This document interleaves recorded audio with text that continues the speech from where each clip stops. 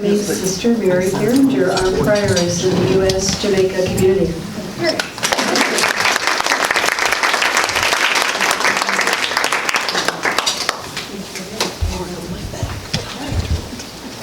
Hello, everybody.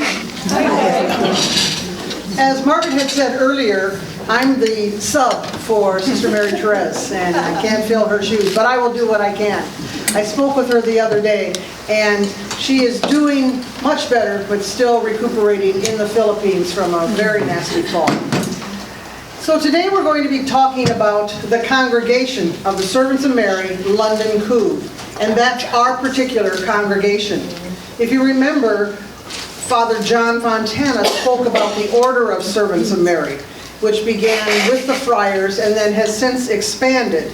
We're talking about the congregations. Sometimes we refer to ourselves as the International Servants of Mary. Well, that's not exactly correct if you want to be specific, because, for example, our French community is international in itself. It's French, Belgium, Canada, and Congo. So to say international, you want to know, okay, which one about whom are we speaking? So we say we're the congregation of the Servants of Mary. We have congregational leadership. And if this works, we'll go on. Oops. That was just the symbol of the Servants of Mary. In our constitutions, it states, our spirit is rooted in the Servite charism, an evangelical life witnessed in community, serving God and His plan for salvation in the attitude of Mary, the humble servant of the Lord. The ideal was lived by our first sisters at Cuves. It was clearly expressed by their desire to be Servites and confirmed by their aggregation to the order. And that's what we're going to talk about today.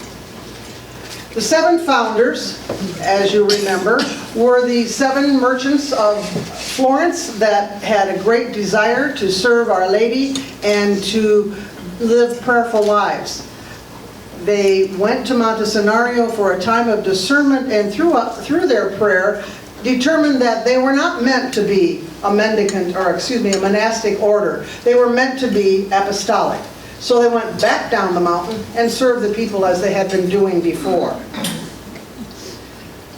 Again, our constitutions state, in communion with the Order of Our Lady, sharing the same charism and the same traditions, we keep close ties with all our brothers and sisters, disciples of the 7 saints of Monte Scenario.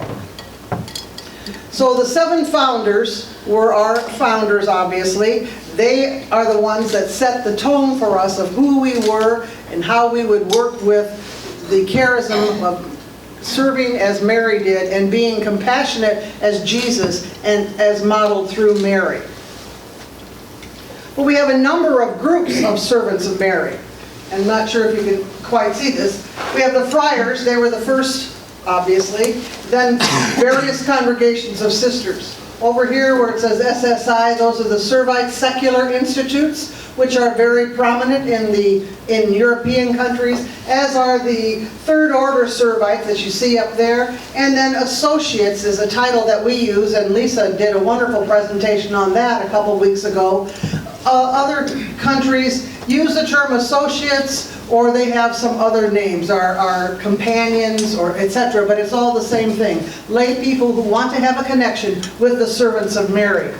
And as the quote from Scripture states, they will be like a tree firmly planted by living streams, which yields its fruit in due season, and its leaves will not wither.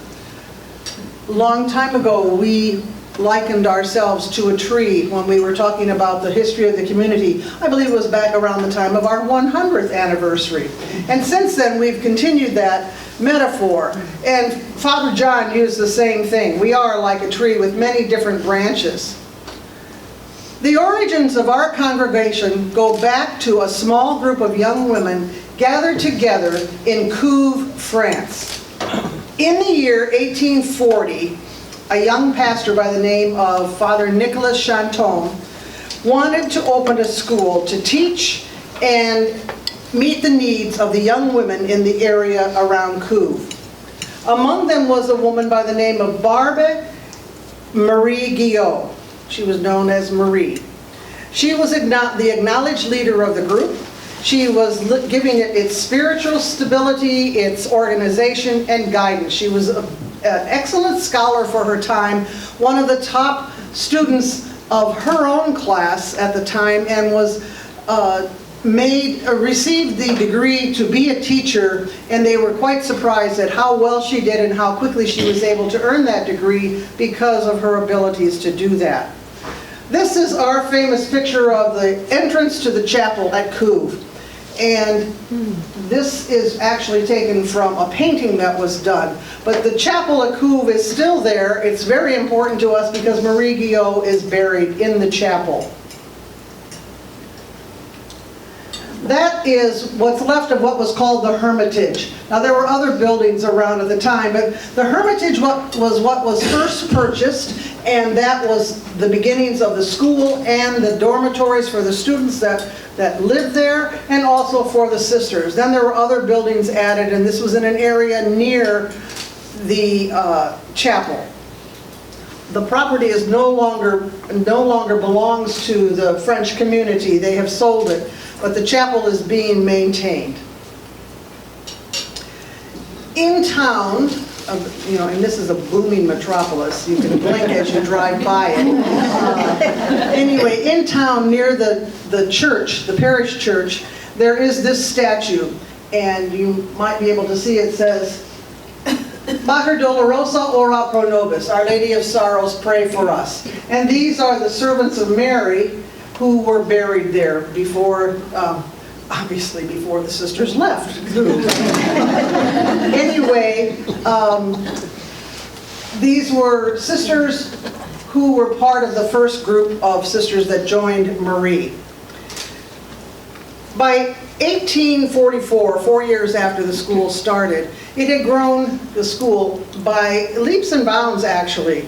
There were many students, and there were a number of teachers, and the teachers, because of Marie's guidance, had a lot of spiritual direction and did a lot of spiritual practices. They prayed together, and they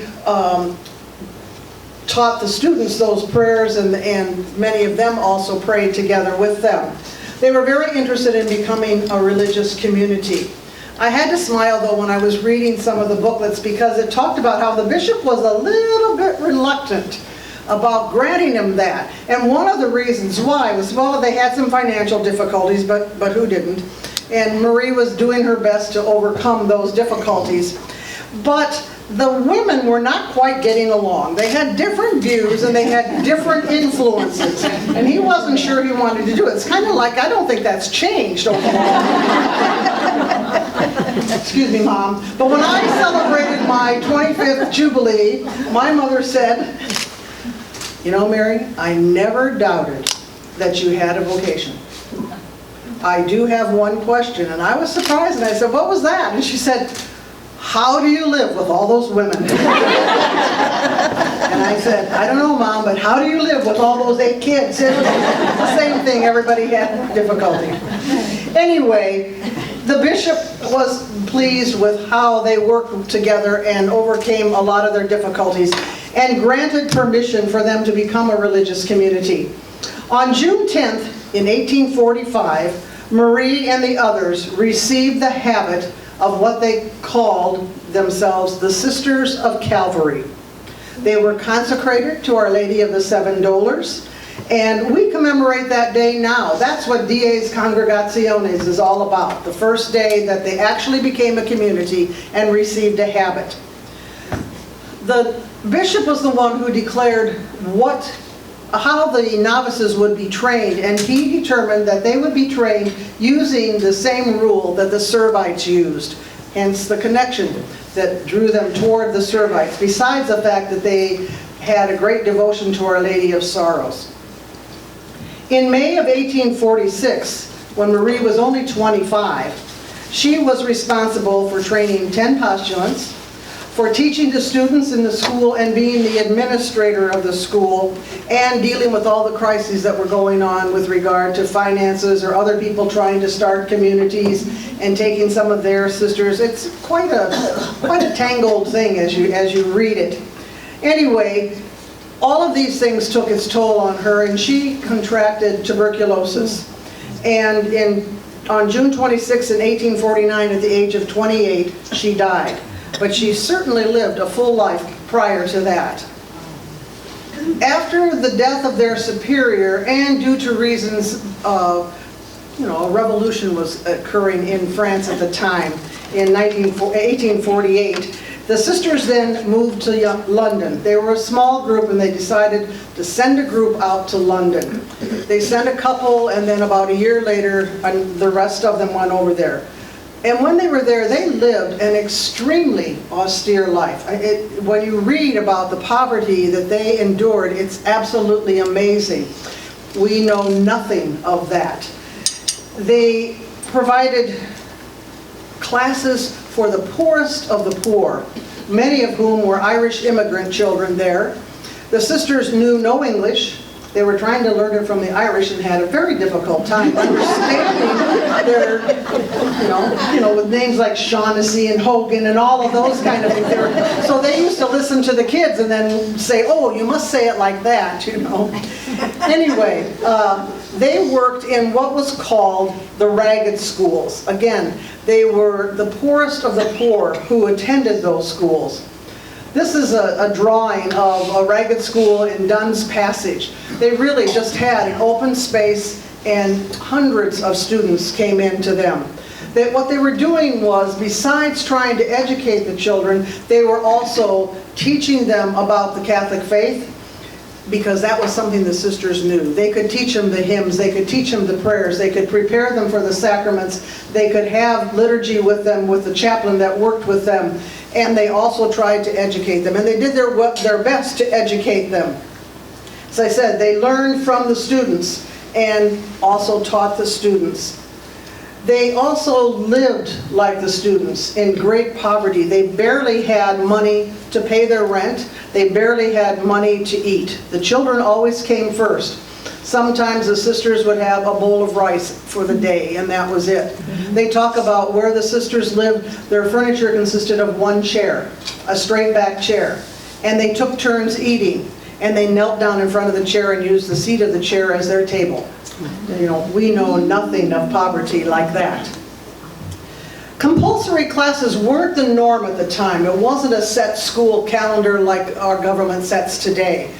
But the sisters provided not only classes for the children, but got them off the streets. They were constantly on the streets. They were the thieves and the crime of the area at that time was very, very high. But it got to the point, and there are some great stories about how the head of the different gangs had a slogan, you don't touch our sisters. Nobody steals from the sisters, and if anybody did, they were beaten up and whatever was stolen was returned, But they kept the kids off the streets. They also worked with some older girls who could work during the day selling flowers or lavender out on the streets. A number of them were prostitutes, but needed a place to stay, and the sisters brought them in and figured they needed to help these young women learn to do more than what they were doing on the streets at that time, whether they were prostitutes or selling flowers. If they were going to sell flowers, then they needed to learn how to make them. If they were going to try to sell embroidery work or things like that, then they needed to learn how to do that. And so did the sisters. So they would spend hours and hours trying to learn how to do this so the students would have a better life in the end. Sister Enid Williamson, a Servite sister from England who was a great historian, said this in one of her books. She said, the school where older children and young people would be taught the work that they would do in later life, and where they would incidentally be prepared for living a Christian life. They worked side by side with the sisters, and the sacramental and devotional life was encouraged by practice and example. The work was purposeful too. It was sold to manufacturers and to commercial establishments, as with the laundry work that they did, and they did laundry continually for wealthier families, just so that they could bring some money in. In his most recent exhortation, Gaudete et Exultate, I read this quote from the Pope, and I thought, how appropriate. It fits right in with what the sisters were doing. And he says, let's not forget that Jesus asked his disciple to pay attention to details. The little detail that the wine was running out at the party, that one sheep was missing, that the widow offered 2 small coins, that needing to have spare oil for the lamps should the bridegroom appear, or how many loaves of bread were available at the time. A community that cherishes the little details of love, whose members care for one another and create an open and evangelizing environment, is a place where the risen Lord is present, sanctifying it in accordance with the Father's plans. There are times when by the gift of the Lord's love, we are granted amid these little details, consoling experiences of God. And this is what these women did. They were very much interested in the little details of their students' lives, in how do we help them better their lives. And the big thing that they could do is go on to be domestics. You know, everybody that watches Downton Abbey could see how it was something to be able to work their way into a house of a wealthy household and become a different status of, first you maybe worked in the kitchen or you did this and you were raised up among the ranks to do that. During this time, the sisters changed the title of their community and they became the Sisters of Compassion of Our Lady. Again, our sorrowful mother was still their patroness, and they still followed the Servite rule. But the Sisters of Compassion became extremely well known. With the little resources that they had, they opened a number of schools, and they were the best educators in the area at the time. They made do with very little, and they, as I said before, they often learned from the children they were teaching. The decree of aggregation is something that they were working on. They wanted to become servants of Mary after a while. They knew that they had a connection with the Servites. They had the same patroness. They used the rule, and they wanted to be part of that community. This is Sister or Mother Mary Philomena Juliana Morel. And interestingly enough, she was a student in Cuves and became part of the congregation and moved to London with them and became one of its finest leaders. Mother Philomena was quite a resourceful woman. She was the one that helped the students learn more about embroidery, learn more about making flowers. At one point, they even had a building and were raising the funds for the equipment to make artificial flowers, because they had a number of wealthy people who wanted these for their fancy gowns and for their table settings, etc. And she helped do that. She fought hard for the sisters, for the students, and she worked very closely with them. And again, they became part of the sisters' lives. They became part of a community without actually becoming sisters themselves, although many of them did do that. The sisters became very proficient in embroidery, and they taught the students how to do that. They also did laundry, as I said before, laundry for anybody, just so that they could make some money. So they spent all day teaching and all night doing the classes for the older people, the older students, and also working with them so that they could have enough money to keep their work alive. At one point, they learned to make boots, and they were also making boots for the wealthy. They did anything they could to keep themselves going and to keep these young people off the streets. Mother Juliana was very interested in becoming a Servite, as I said. And there's great lengthy stories about how she worked with the Servite prior general at the time. He was trying to help her go to Rome and get their cause presented to the Pope. In actuality, it didn't take too long for that to happen. She had no idea what she was doing. She went with another sister, and they just thought, well, we'll go talk to the Pope and see what happens. But the friar Father Maurer was very good about helping make that happen, and he's the one that kind of put everything together for them. In On June 18th, 1864, the congregation received the official decree of aggregation with the Servants of Mary, meaning that they became a part of the Servite community, and they became the Servants of Mary, London. From this time on, the congregation expanded greatly. And we spent more time talking about Mother Philomena and her time, but then I won't go into as great detail with the others. Here's the one that I couldn't show you. After Mother's work and after all the work that the sisters did with the young women, again, I saw this from Pope Francis's recent exhortation, and it states, "The Lord will bring it," meaning your mission, "to fulfillment despite your mistakes and missteps, provided that you do not abandon the path of love, but remain ever open to His supernatural grace, which purifies and enlightens." And that's exactly what happened. Whether the sisters knew how to go about becoming aggregated to the order or not, it was their sense of mission, their sense of love of community, and their sense of the love of God working with them that caused all of these things to happen and keep the community going as it is today. They made new foundations in Great Britain after all of these ragged schools, once they became part of the Servants of Mary. In 1901, then they returned to France in 1867. They came to the U.S. in 1893.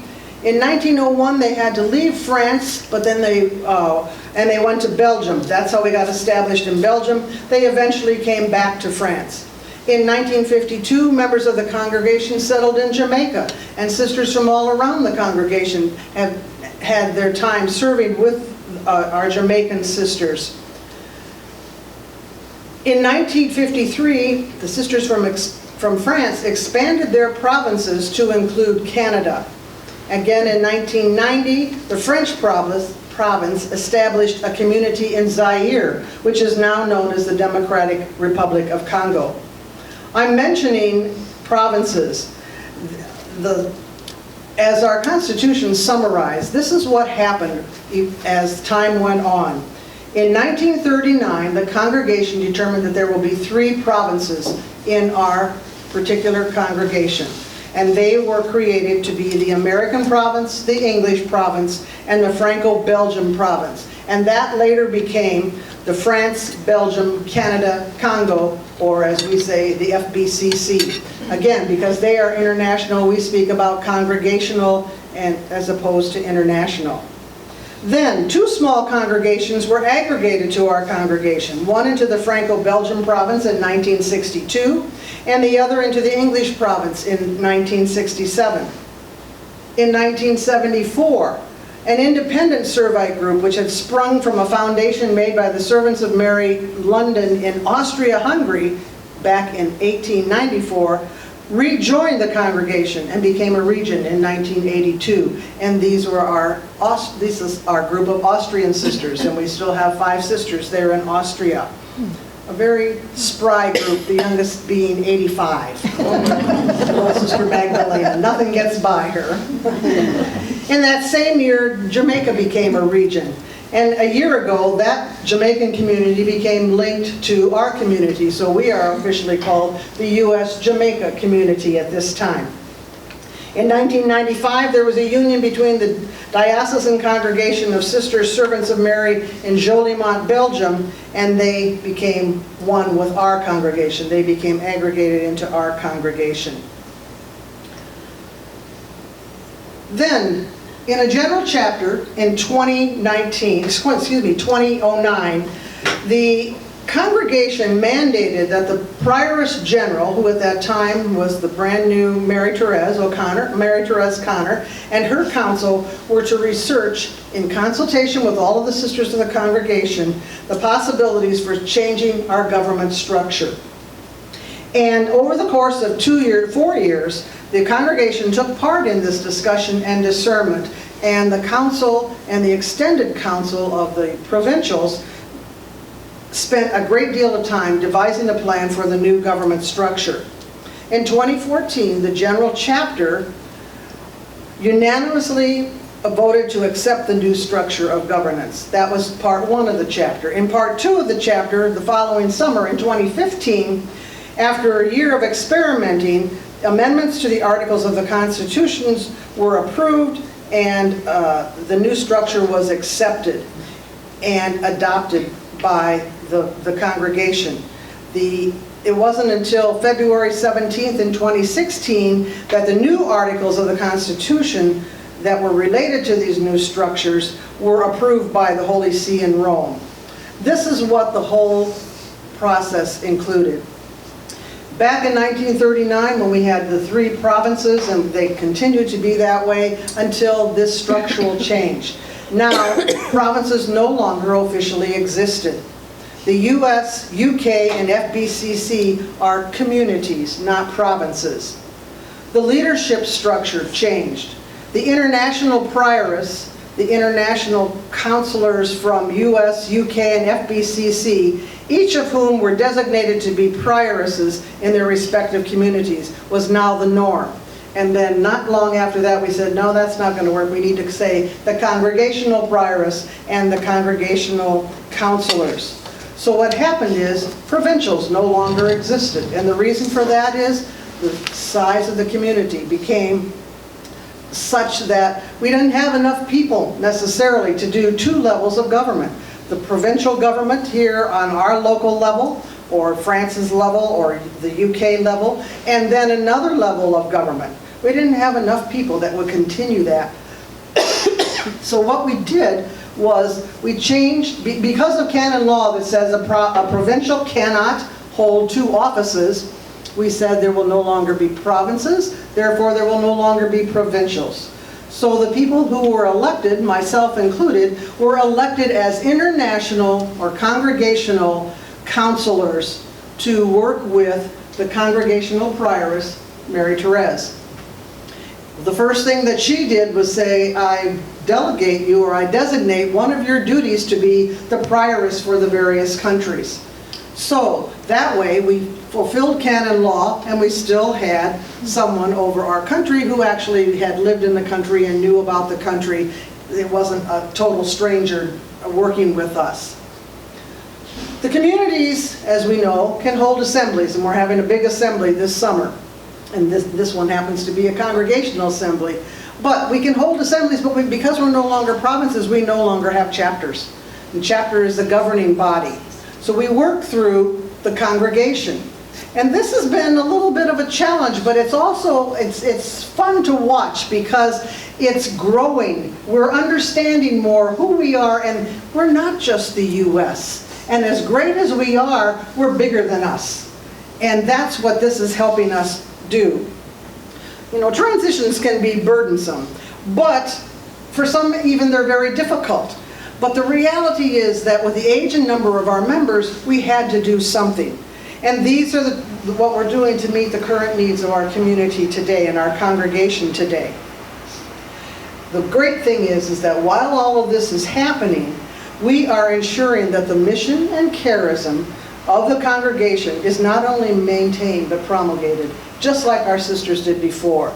They went through the transitions of being the Sisters of Calvary, the Sisters of Compassion, Servants of Mary. They went through all their hardships and leadership difficulties at the time, in their time. We're doing the same thing now, just meeting the needs of the time as they did. Oops. Now, this is just a reminder of, isn't it great to be a member of the congregation? This is a picture taken at the English Assembly. And in that assembly were representatives from France, from Canada, France, Canada, the US were represented, Jamaica was represented, Congo was represented, just to say, we're a part of a bigger group than we are, than our own country.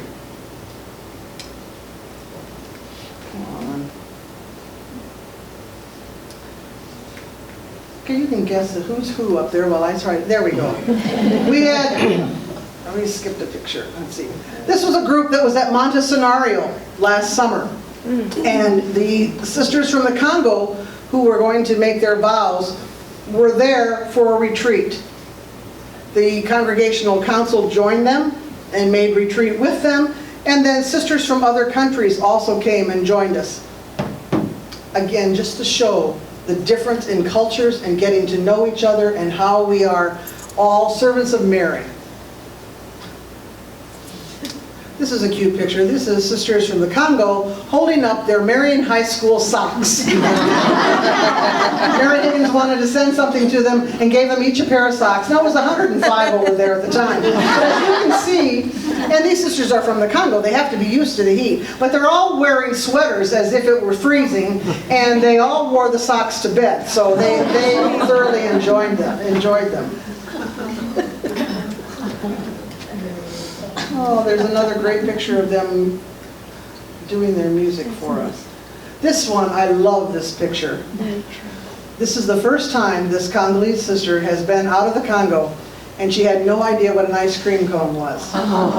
And we decided one afternoon it was really hot, let's get ice cream, and they all just looked at us. And so we said, well, come on, we'll buy you some ice cream. And there's a little coffee place at Montesinario. So here's Michelle showing her how to open up the ice cream cone. It was just like a drumstick.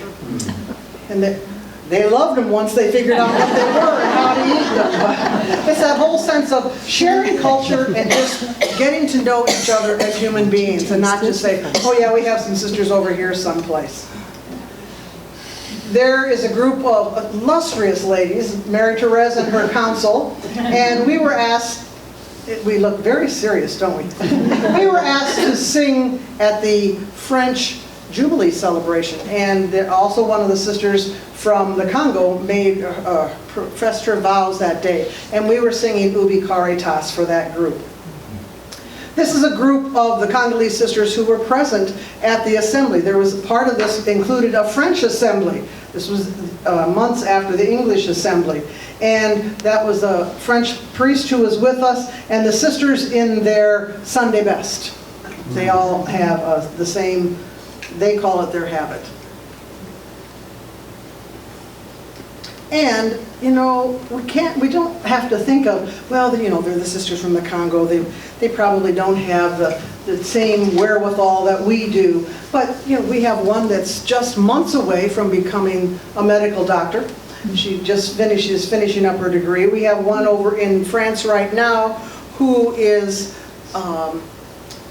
beginning her doctoral studies in theology. Another one who is studying to be the administrator of their schools back there. These are brilliant women. They know what they're doing. They just don't have the same opportunities that we do. And for them, getting to know who we are is just as important as for us to get to know who they are. They are wonderful women. They're learning about the congregation, learning about how do we get along with each other, and at the same time, they're teaching us what it is to be servite with a Congolese culture.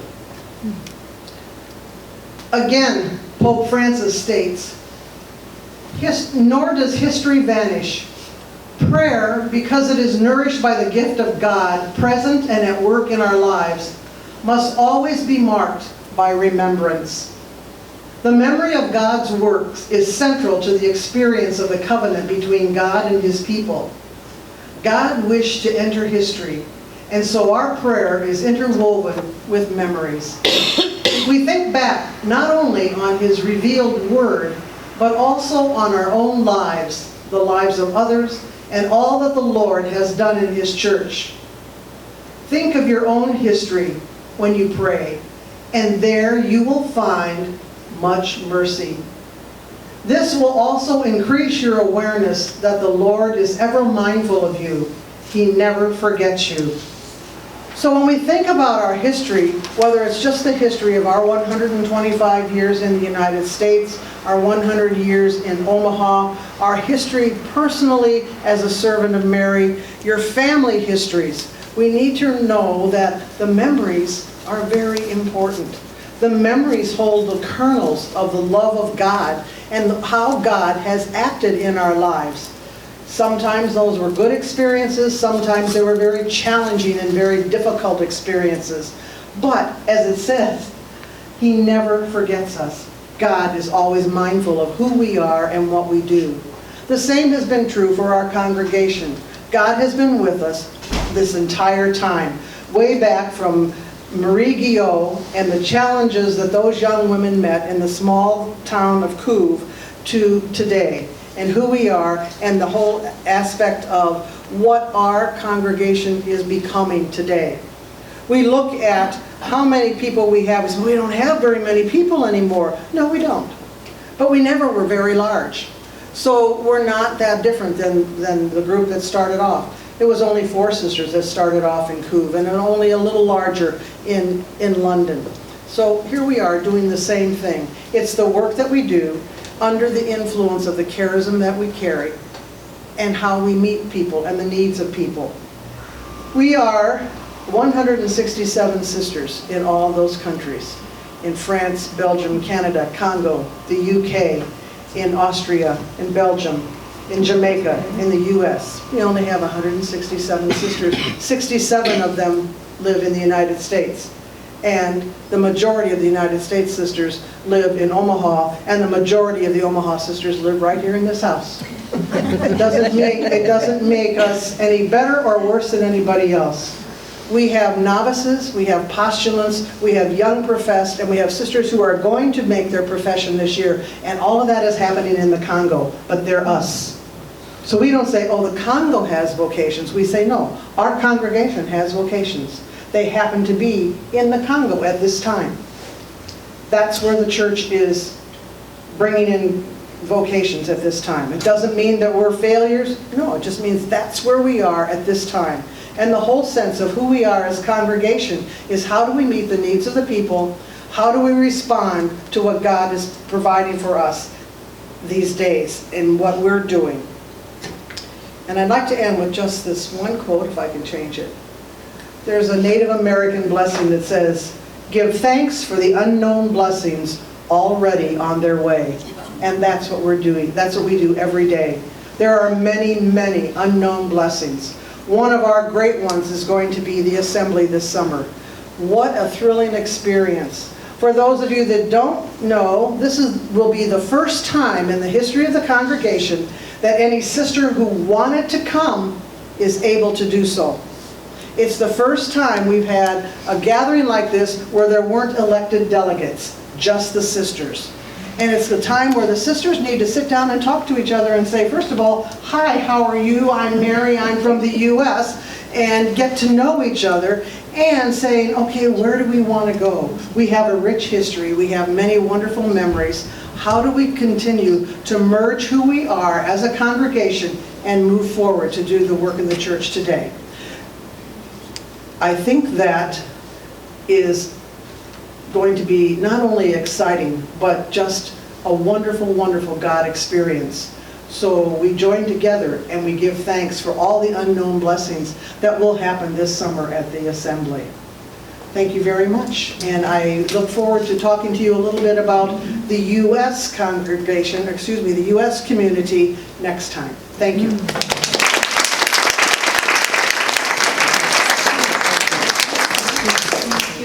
When you're talking about U.S., is that when the associates, their addition to our number, is that when To our number, yes, but the associate program has already been discussed.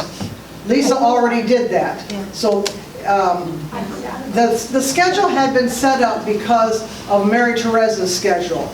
And we were going to do her presentation last because then she would stay here for the assembly. So but then since she was unable to come, we left Lisa's spot right after John Fontana's, and we switched mine so it would be congregation and then community. So, but yes, we have discussed the associates. They're a very important part of who we are in all of our various communities. And the question has been asked and shared, the answer has been shared many times. The assembly this summer is not for the associates. It's the first time the sisters get to talk to each other, which is why we're going to host an assembly, or we're calling it a conference, for the associates early next year before the chapter, so we have their input for the chapter. But first, the sisters have to talk to each other to get their input from country to country, which we've never done. So there is a method in that madness. We were not trying to omit them at all. I knew you would include them somewhere. Yes, I forgot yes. about it. Yeah, okay, thank you. Yes, I have a question about terminology, maybe. The picture you had up there of Mother Philomena, I believe it was, what was the meaning of the term mother as opposed to sister? Because when I was at Holy Name years ago, there was Mother yes. Evangelista. What was the? They were the superiors either of the local community or the total community. Do I have that right? Okay. My aunt was Mother Dolers, and that was because she was novice mistress. Is that why she got the title? I believe that's how it worked. Okay. Anyone else? So when you have all of these sisters in different countries, and all the countries have different tax laws and Yes. accommodations for religious communities, how do you navigate that? Okay, Margaret asked the question, if every country has their different tax laws, financial laws, charitable institution laws, etc., and they do, how do we navigate that? With difficulty.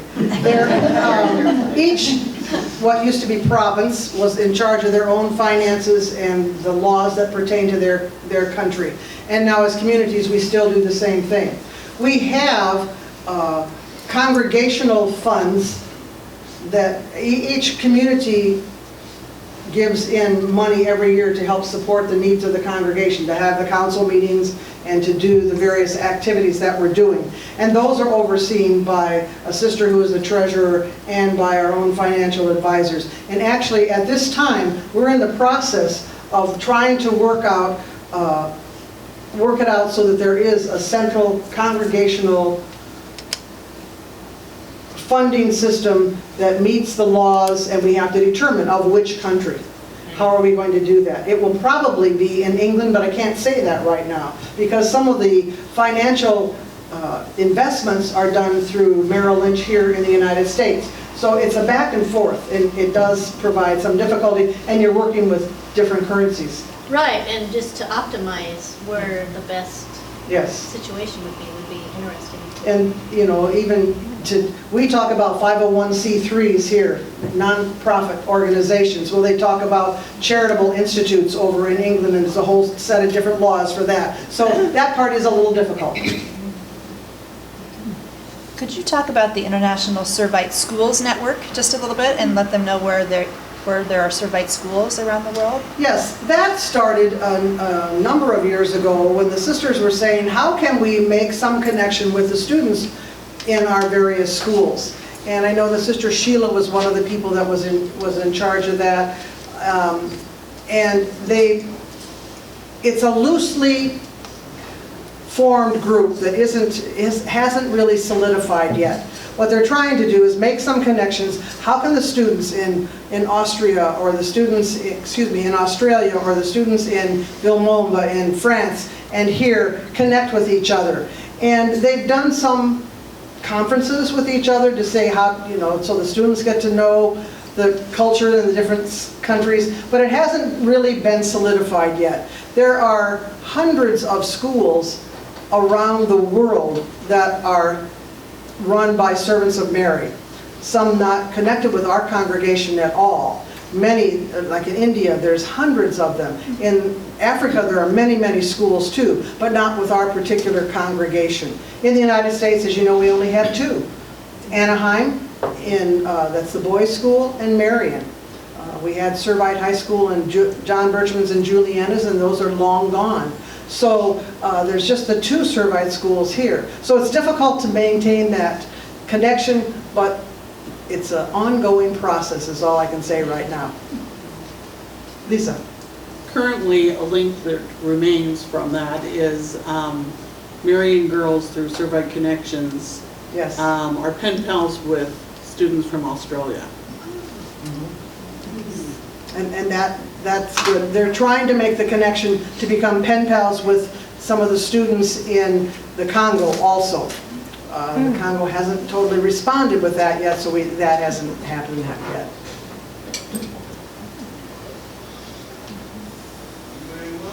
Anything else? Mary Alice.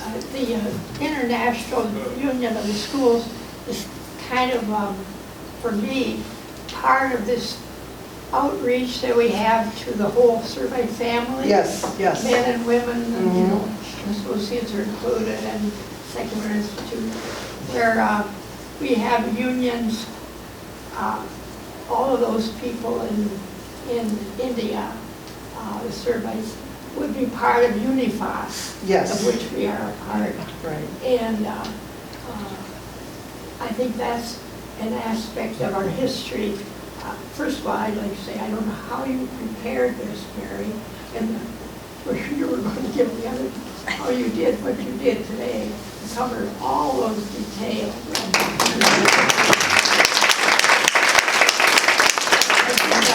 One other thing I think is kind of important to us, and that is that when the Congo was founded, it was Zaire, it was to serve the poor, because we were looking as a universal congregation, as an international congregation at the time, for ways we could reach out to the poor that were new and different from anything we were doing at the time.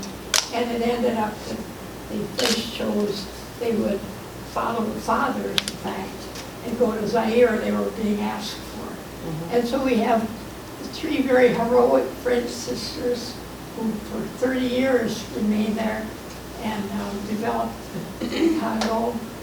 And they went in order to serve the poor that needed schools. The children couldn't pay the taxes to go to public school. And after a study, decided, yes, we could go and serve there. And then today, of course, so as you say, the locations are there. Yes. In the southern hemisphere. And wonderful education of those sisters that you mentioned, doctors, teachers, they're really educated to be teachers and nurses and seamstresses. Yes, they do a phenomenal job. And as Mary said, the mission was begun to work with the poor in Zaire. I always remember the story, one of the first chapters after they had gone, and they were talking about, they worked particularly with mothers and children then, who had very little food. And in one of the families, a child died, and so they were having the funeral, and these people were just very, very poor, but they wanted to reach out to the family who had suffered the death in their family. And one family came with 2 sticks, and then pretty soon somebody else came with 2 or 3 sticks. And that's all they had, but it was to help them keep their fires burning. And you know, you just think, okay, the gift of love is still there. The gift of God's presence and compassion is still important, whether you have $1,000 or 2 sticks. We've learned a great deal by working there. They have thousands of children in school now. Yes, they do. It started with a dining room, around the dining room table, these little Zairean children, little ones, and Sister Francoise Marie with a stand-up blackboard teaching them Swahili. And here they are all looking. And now the school is about 1,000 students. They're all sitting on benches, but they still only have a blackboard on the wall. And you can hear them by rote repeating everything so that they learn. But it's a marvelous thing. Another. Mary, our mission for the poor has been with us from the very beginning. I remember when Jamaica was just starting, and they were going to do a school, sort of like Marion. Anyway, it was going to be for the wealthy, and the sisters all protested that, not with a march or anything, but we just said we're meant to serve the poor, and not for that. So when Marion started, one of the things that people appreciate now is that even though many of the students at Marion come from wealthy families, yet many of them come from very poor families too, with tuition help. And I think that's true. We've always tried to reach out to the poor in any of our missions that we have. Yes, we have. And from the very first, when Sister Marcella was there, the whole idea was no girl would be refused entrance to Marian if money was the reason she couldn't come. And that's true today. And even though people say, oh, look at the tuition is comparable across the country. And yes, there are many students here who are probably wealthier than when we went there.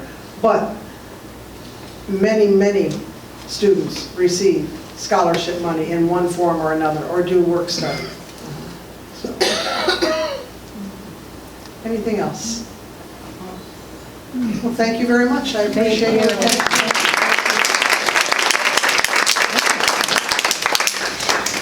Thank you, Rory. That was excellent. And I concur with Mary Alice. All you did, I mean, all you presented to us in that short time, and the short time you had to prepare. So, well, thank you for coming, and we hope to see you 2 weeks from today. And don't forget, it's beautiful outside, so if you want to take a visit to the Healing Garden or the Cemetery Walk is also very nice, you can certainly do that. So thank you. Want to take a picture?